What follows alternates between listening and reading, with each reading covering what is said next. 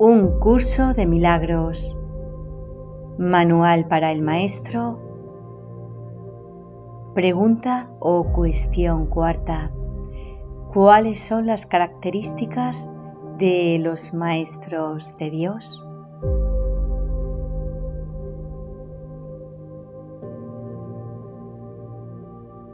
Una.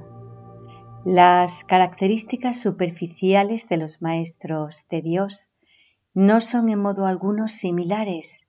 Si se les mira con los ojos del cuerpo, se observa que no hay parecido entre ellos, que vienen de ambientes totalmente distintos, que sus experiencias acerca del mundo varían enormemente y que sus personalidades externas son muy diversas.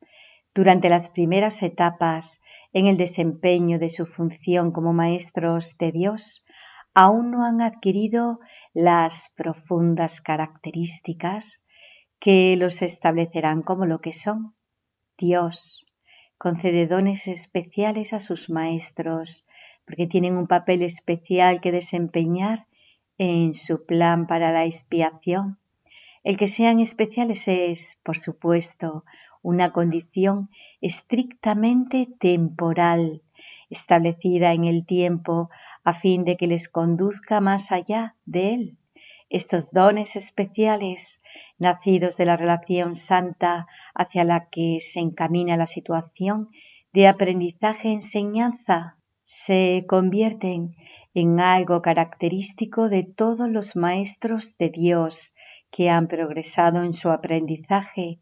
En este sentido, todos son iguales. 2. Todas las diferencias que puedan existir entre los hijos de Dios son temporales.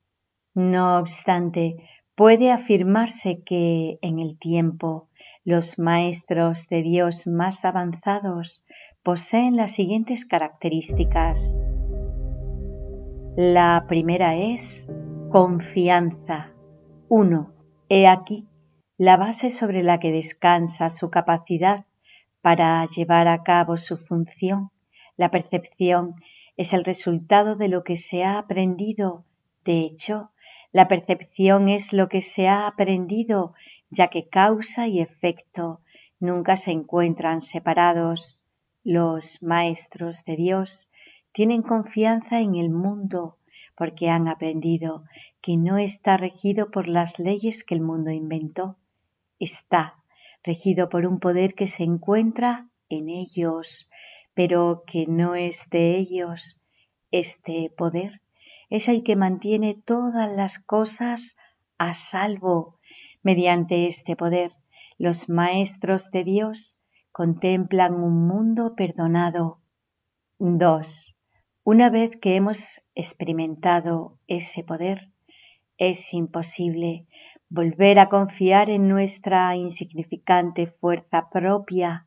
¿Quién trataría de volar con las minúsculas alas de un gorrión cuando se le ha dado el formidable poder de un águila?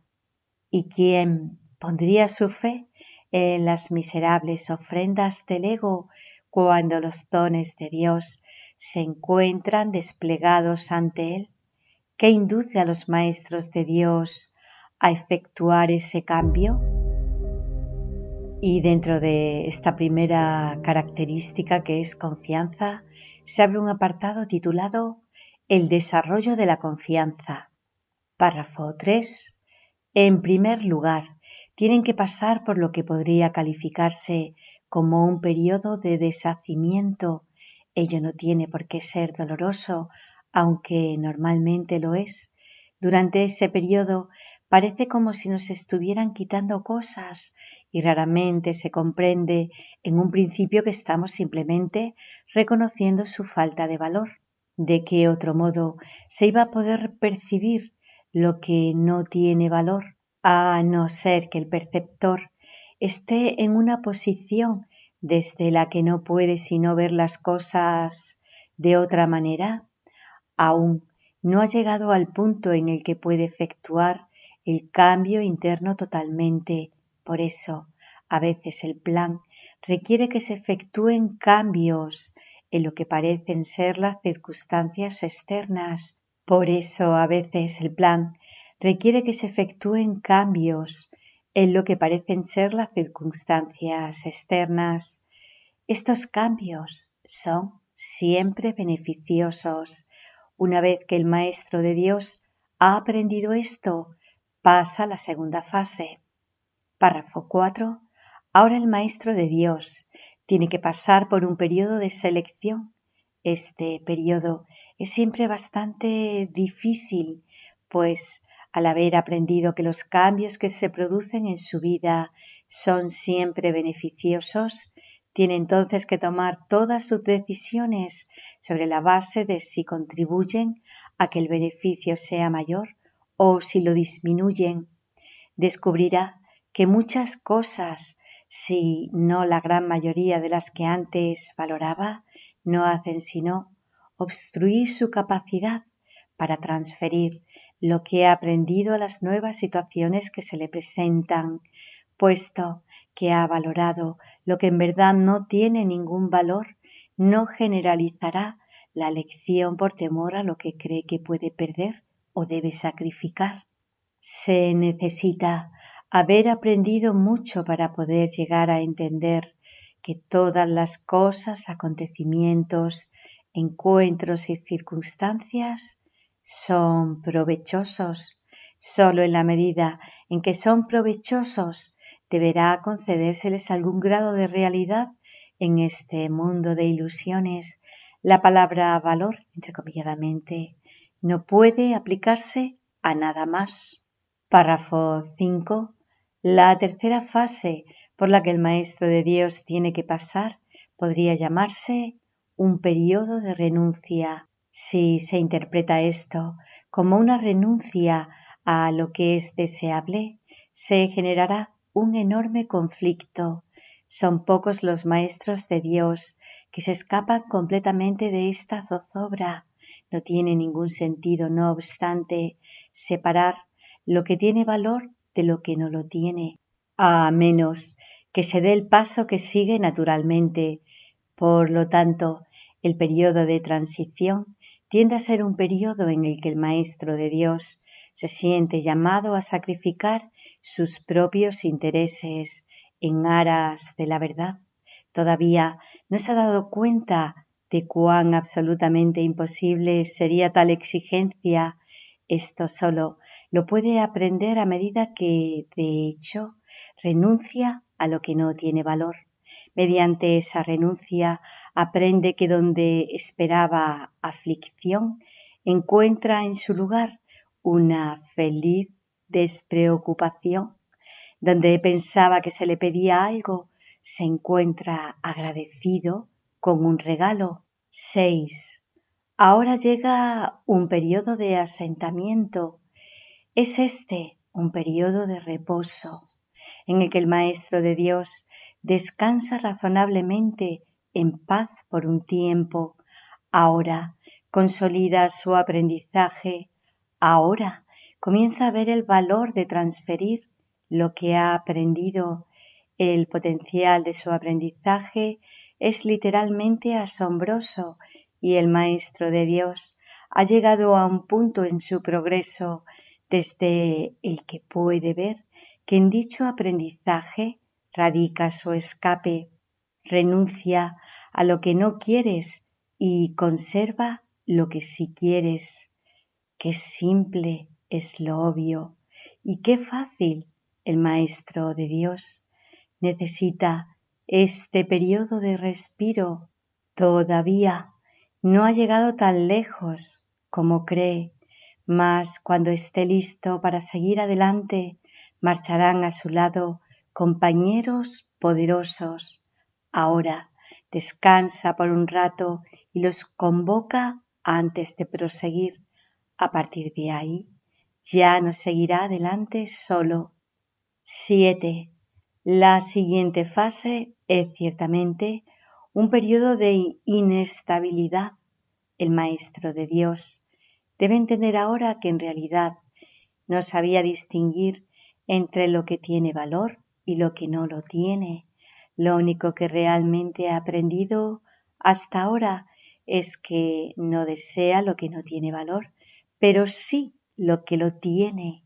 Su propio proceso de selección, no obstante, no le sirvió para enseñarle la diferencia, la idea de sacrificio, tan fundamental en su sistema de pensamiento, imposibilitó el que pudiera discernir. Pensó que había aprendido a estar dispuesto, pero ahora se da cuenta de que no sabe para qué sirve estar dispuesto. Ahora tiene que alcanzar un estado que puede permanecer fuera de su alcance por mucho, mucho tiempo. Tiene que aprender a dejar a un lado todo juicio y a preguntarse en toda circunstancia qué es lo que realmente quiere, de no ser porque cada uno de los pasos en esta dirección está tan fuertemente reforzado. Cuán difícil sería darlos. 8. Finalmente llega un periodo de logros. Ahora es cuando se consolida su aprendizaje. Lo que antes se consideraban simples sombras, ahora son ganancias sustanciales con las que puede contar en cualquier emergencia, entrecomilladamente, así como también en los periodos de calma. En efecto, el resultado de esas ganancias no es otro que la tranquilidad, el fruto de un aprendizaje honesto, de un pensamiento congruente y de una transferencia plena. Esta es la fase de la verdadera paz, pues aquí se refleja plenamente el estado celestial. A partir de ahí, el camino al cielo está libre y despejado y no presenta ninguna dificultad. En realidad, ya está aquí. ¿Quién iba a querer ir a ninguna otra parte si ya goza de absoluta paz? ¿Y quién querría cambiar su tranquilidad por algo más deseable que podría ser más deseable? Y ahora paso a la segunda característica del Maestro de Dios, que es honestidad. 1. Todas las demás características de los Maestros de Dios se basan en la confianza. Una vez que ésta se ha alcanzado, las otras se suceden naturalmente. Solo los que tienen confianza pueden permitirse ser honestos, pues solo ellos pueden ver el valor de la honestidad. La honestidad no se limita únicamente a lo que dices. El verdadero significado del término es congruencia. Nada de lo que dices está en contradicción con lo que piensas o haces. Ningún pensamiento se opone a otro. Ningún acto contradice tu palabra, y ninguna palabra está en desacuerdo con otra. Así son los verdaderamente honestos. No están en conflicto consigo mismos a ningún nivel. Por lo tanto, les es imposible estar en conflicto con nadie o con nada. 2. La paz mental que experimentan los maestros de Dios avanzados se debe en gran medida a su perfecta honestidad. Solo el deseo de engañar da lugar a la pugna. El que es uno consigo mismo no puede ni siquiera concebir el conflicto. El conflicto es el resultado inevitable del autoengaño y el autoengaño es deshonestidad. Para un maestro de Dios, nada supone un desafío, pues ello implicaría que se abriguen dudas, y la confianza en la que los maestros de Dios descansan con absoluta seguridad hace que les sea imposible dudar. Por lo tanto, solo pueden triunfar. En esto como en todo, son honestos. Solo pueden triunfar porque nunca hacen su propia voluntad. Eligen por toda la humanidad, por todo el mundo y por todas las cosas que en él habitan, por lo que es inalterable e inmutable más allá de las apariencias, y por el Hijo de Dios y su Creador, Como no van a triunfar, eligen con perfecta honestidad, tan seguros de sí mismos como de su elección. Tercera característica, tolerancia. Los maestros de Dios no juzgan. Juzgar es ser deshonesto, pues es asumir un papel que no te corresponde. Es imposible juzgar sin uno engañarse a sí mismo. Juzgar implica que te has engañado con respecto a tus hermanos. ¿Cómo entonces no te ibas a ver engañado con respecto a ti mismo?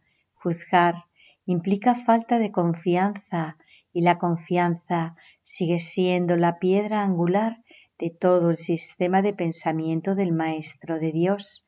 Si la pierde, todo su aprendizaje se malogra. Sin juicios, todas las cosas son igualmente aceptables, pues, en tal caso, ¿quién podría juzgar de una manera u otra? Sin juicios, todos los hombres son hermanos, pues, en tal caso, ¿podría haber alguno que fuese diferente? Juzgar destruye la honestidad y quebranta la confianza. El Maestro de Dios no puede juzgar y al mismo tiempo esperar aprender.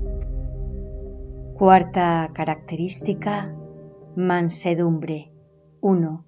Para los maestros de Dios, el daño es algo imposible. No pueden infligirlo ni sufrirlo. El daño es el resultado de juzgar. Es el acto deshonesto que sigue a un pensamiento deshonesto. Es un veredicto de culpabilidad contra un hermano y, por ende, contra uno mismo. Representa el fin de la paz y la negación del aprendizaje. Demuestra la ausencia del programa de estudios de Dios y de su sustitución por la demencia. Todo maestro de Dios tiene que aprender, y bastante pronto en su proceso de formación, que hacer daño borra completamente su función de su conciencia. Hacer daño lo confundirá, le hará sentir ira y temor, así como abrigar sospechas. Hará que le resulte imposible aprender las lecciones del Espíritu Santo. Tampoco podrá oír al Maestro de Dios, quien solo puede ser oído por aquellos que se dan cuenta de que, de hecho, hacer daño no lleva a ninguna parte y de que nada provechoso puede proceder de ello. Los maestros de Dios, por lo tanto, son completamente mansos. 2.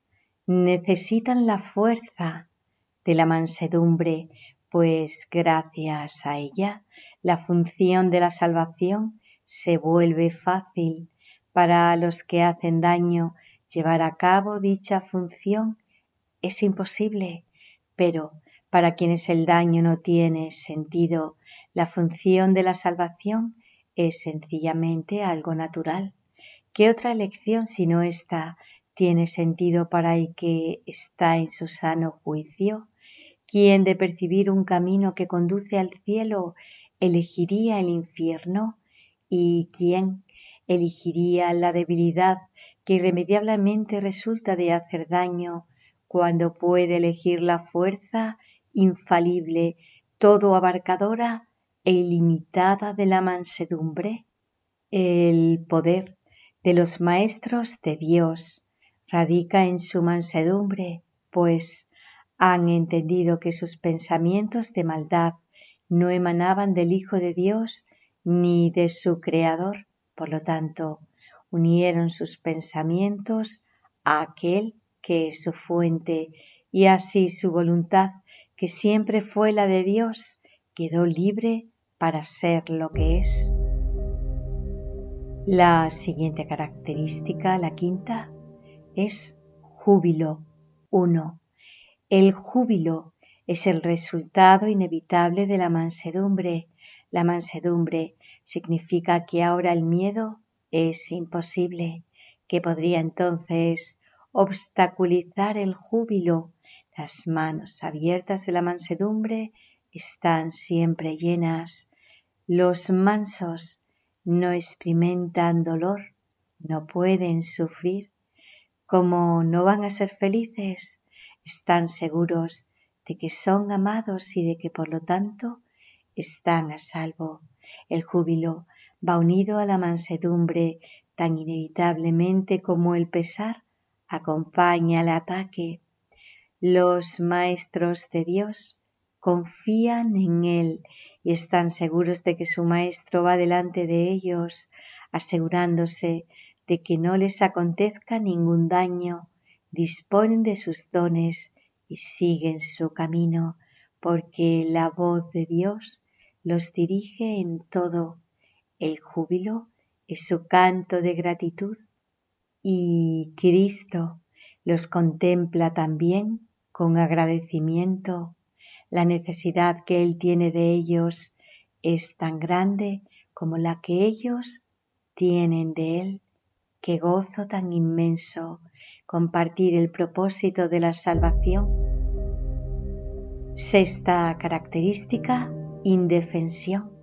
1. Los maestros de Dios han aprendido a ser sencillos. No tienen sueños que tengan que defender contra la verdad. No tratan de forjarse a sí mismos. Su júbilo procede de saber quién los creó. ¿Y es acaso necesario defender lo que Dios creó? Nadie puede convertirse en un maestro de Dios avanzado mientras no comprenda plenamente que las defensas no son más que absurdos guardianes de ilusiones descabelladas. Cuanto más grotesco es el sueño, más formidables y poderosas parecen ser sus defensas. Sin embargo, cuando el Maestro de Dios acepta finalmente mirar más allá de ellas, se da cuenta de que allí no había nada. Al principio permite que se le desengañe lentamente, pero a medida que su confianza aumenta, aprende más rápido. Cuando se abandonan las defensas, no se experimenta peligro. Lo que se experimenta es seguridad. Lo que se experimenta es paz. Lo que se experimenta es dicha. Lo que se experimenta es a Dios. Séptima característica, generosidad. 1. La palabra generosidad tiene un significado especial para el Maestro de Dios. No es el significado usual de la palabra. De hecho, es un significado que tiene que aprenderse y aprenderse muy bien, al igual que todos los demás atributos de los maestros de Dios. Este se basa a fin de cuentas en la confianza, puesto que sin confianza nadie puede ser generoso en el verdadero sentido de la palabra. Para el mundo, generosidad significa dar en el sentido de perder. Para los maestros de Dios, generosidad significa dar en el sentido de conservar. Se ha hecho hincapié en esta idea a lo largo del texto, así como en el libro de ejercicios, pero tal vez sea más extraña para el pensamiento del mundo que muchas de las otras ideas de nuestro programa de estudios. Lo que la hace más extraña es el hecho de que es, obviamente, lo opuesto a la manera de pensar del mundo. De la manera más clara posible y en el más simple de los niveles, la palabra significa exactamente lo opuesto para los maestros de Dios que para el mundo. 2. El Maestro de Dios es generoso en interés propio, pero no nos referimos aquí al interés propio del que el mundo habla. El Maestro de Dios no quiere nada que Él no pueda dar, pues se da cuenta de que por definición ello no tendría ningún valor para Él. ¿Para qué lo iba a querer? Solo podría perder por su causa, no podría ganar nada, por lo tanto, no busca nada que sea solo para Él, ya que eso sería la garantía de que lo perdería. No quiere sufrir. ¿Por qué entonces iba a querer buscarse dolor? Pero sí quiere conservar todas las cosas que son de Dios y que por ende son para su Hijo. Esas son las cosas que le pertenecen. Esas sí que las puede dar con verdadera generosidad, conservándolas de este modo para sí mismo eternamente. Octava característica: paciencia. Los que están seguros del resultado final pueden permitirse el lujo de esperar y esperar sin ansiedad. Para el Maestro de Dios, tener paciencia es algo natural. Todo lo que ve son resultados indudables que ocurrirán en un momento, tal vez aún le sea desconocido, pero que no pone en duda. El momento será tan apropiado como la respuesta. Y esto es verdad con respecto a todo lo que ocurre ahora u ocurra en el futuro. En el pasado tampoco se produjeron errores, ni ocurrió nada que no sirviera para beneficiar al mundo, así como aquel a quien aparentemente le ocurrió. Tal vez esto no se entendió así en su momento. Con todo, el Maestro de Dios está dispuesto a reconsiderar todas sus decisiones pasadas, si éstas le están causando dolor a alguien.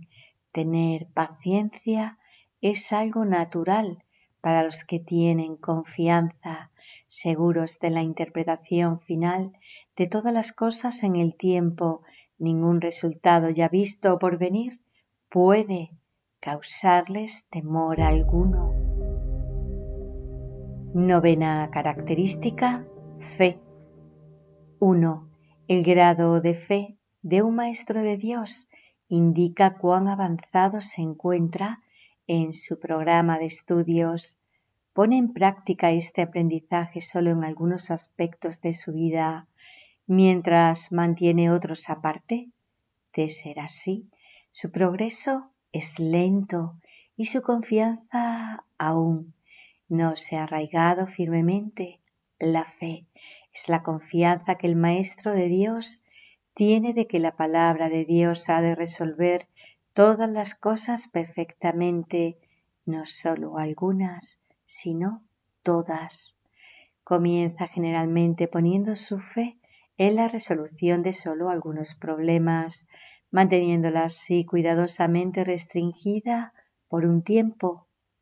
Someter todos los problemas a una sola respuesta es invertir completamente la manera de pensar del mundo, y solo eso es fe. Ninguna otra cosa merece que se le llame por ese nombre. Con todo, vale la pena lograr cada avance, por pequeño que sea. Estar dispuesto, como indica el texto, no quiere decir que se haya alcanzado la maestría. 2. La verdadera fe, sin embargo, no se desvía. Al ser consciente, es completamente honesta. Al ser consecuente, goza de absoluta confianza. Al estar basada en la ausencia de temor, es mansa. Al gozar de certeza, rebosa júbilo, y al tener confianza, es tolerante.